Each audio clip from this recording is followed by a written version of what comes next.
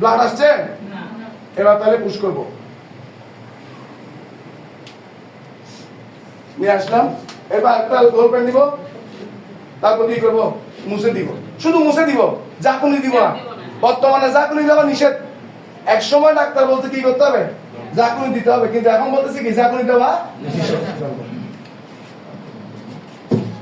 কোনো প্রশ্ন থাকলে এখন জিজ্ঞেস করুন।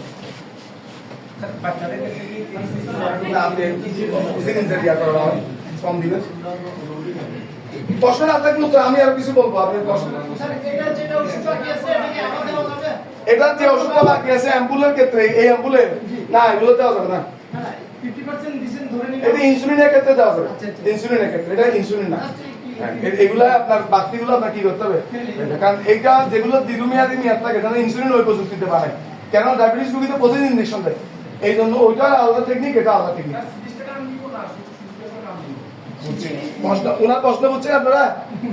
আমি এই সুবিধা দিব না, এই সুবিধা দিব আমার। হ্যাঁ, শুক্রবারে শাখার ক্লাস আছে, মানে এটা ওই ব্লাড আসছে কিনা এটা দান দিব, পিস্টন দান দিব, পিস্টন মানে এটা